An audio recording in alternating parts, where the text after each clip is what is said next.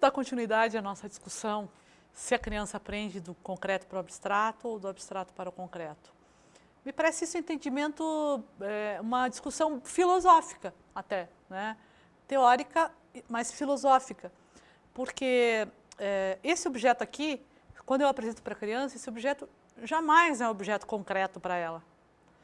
Quando eu digo que isso aqui é um lápis, é menos concreto ainda, né? E vou ensinando 1, 2, 3.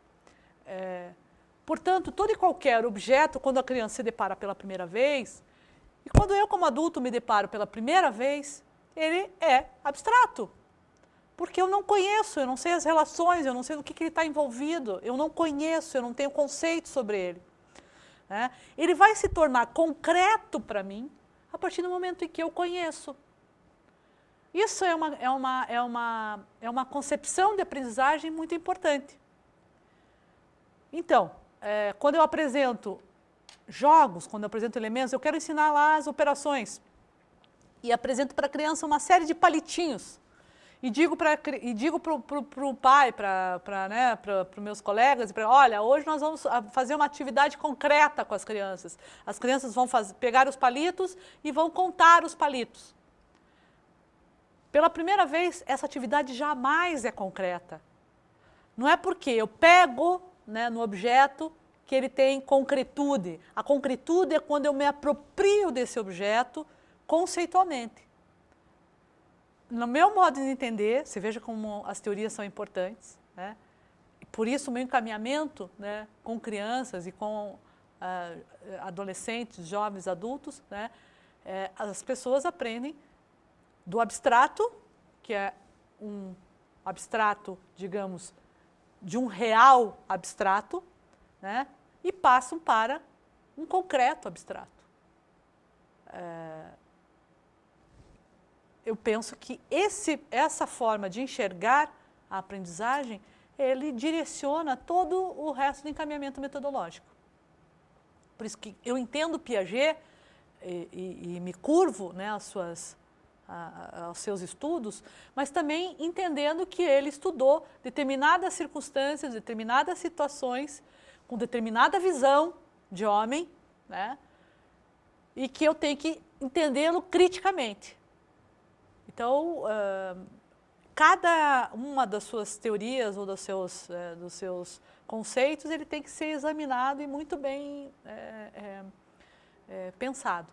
Então, desconfiem, né, ou desconfiemos daquelas escolas que dizem aqui nós trabalhamos numa teoria construtivista. Isso é muito... uma conversa que é para venda, né, de marketing. O que é uma teoria construtivista? De construtivismo existe A, B, C, milhares, né, de conceitos. Aqui nós trabalhamos uma teoria piagetiana. Nós acabamos de discutir que a teoria piagetiana tem alguns problemas no que diz respeito à situação da onde que essas crianças estão aprendendo, né? A situação sociológica, antropológica. Que Piaget não se preocupou, esse não era objeto de estudo de Piaget.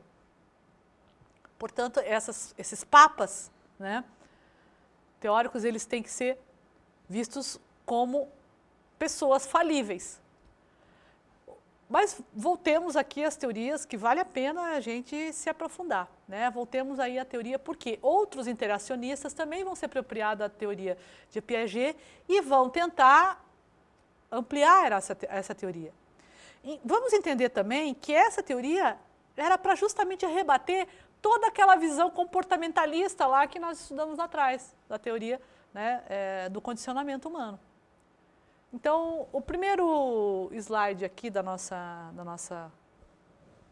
aula, né, do bloco 15, refere-se ao momento da equilibração. O que é o momento da equilibração para Piaget? Ou para os construtivistas? É um mecanismo autorregulador necessário para assegurar uma eficiente interação do sujeito com o meio ambiente.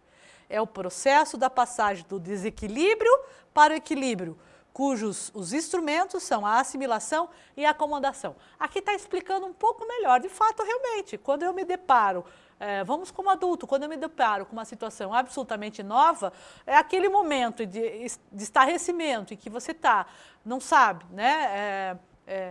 O que está acontecendo? Você está, vamos chamá-lo aí, de um mecanismo de, né, desequilíbrio, né? No momento em que aquilo vai se tornando mais claro, que vai se tornando mais concreto, né? Eu vou me equilibrando, né? E acomodo, né? E assimilo e aprendo. É isso que Piaget quis colocar.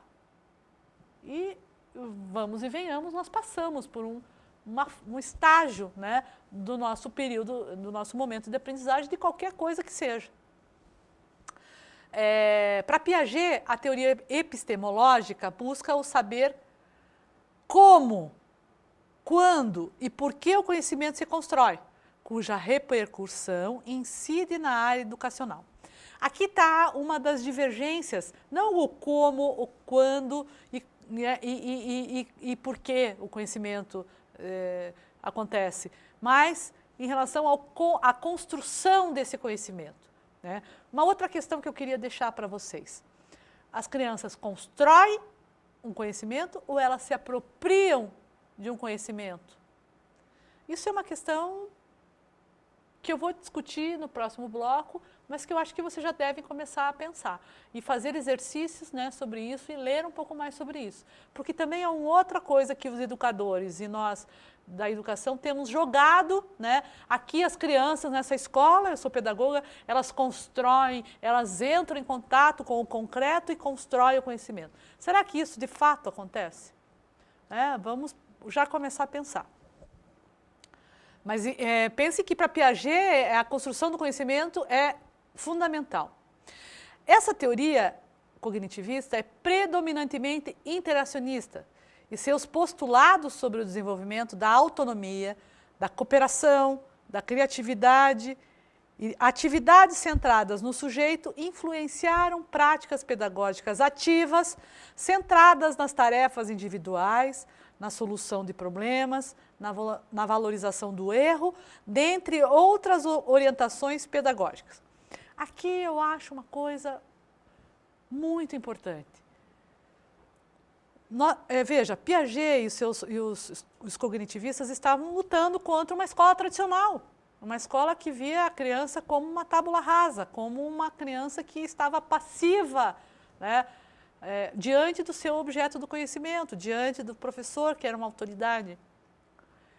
Se nós lembrarmos, né, das teorias, das tendências pedagógicas pelo qual passou a educação brasileira, as teorias piagetianas vieram a calhar bem na escola nova. Né? As de Montessori, as de Piaget, enfim, e outros, né, autores, de Crowley, né, que propuseram atividades específicas, né, para que a criança pudesse interagir com essas atividades e pudesse solucionar esses problemas. E elas foram importantes. Nós não podemos nos desfazer, jogar essas teorias na lata do lixo, porque elas tiveram um valor fundamental. Né? Imaginemos nós, crianças da década de 30, aprendendo a ler e escrever. É bem verdade que a partir da década de 80, 90, as crianças tiveram, às vezes, até mais dificuldades, porque a não intervenção do professor também é altamente prejudicial a qualquer desenvolvimento humano. Né? O próximo item, já tentando fazer aqui uma ligação com a nossa temática, que é a área das tecnologias, na área da informática, a teoria cognitivista contribui para as modelagens computacionais, na área de inteligência aplicada, no desenvolvimento de linguagens e, dentre outras modalidades, no ensino auxiliado por computador, sob a orientação construtivista. As caixas de aprendizagem, ou caixas tecnológicas de aprendizagem, não foi pensada na década de 90. Já nos comportamentalistas, o próprio Skinner, se você digitar lá caixa de aprendizagem de Skinner no YouTube, você já vai ver que ele já está colocando o pensamento do computador aí. Né? Mas, Por que a gente coloca que a teoria construtivista ela está muito mais, digamos assim, ou cognitivista, muito mais ligada com o computador? Pela ligeireza com que o computador apresenta as informações, pela possibilidade de interação muito maior do que um livro, pelas possibilidades de colocar questões absolutamente novas, inovadoras, com muito mais rapidez, né? Vamos discutir qual que é o impacto dessas tecnologias com outro ramo da linha cognitivista.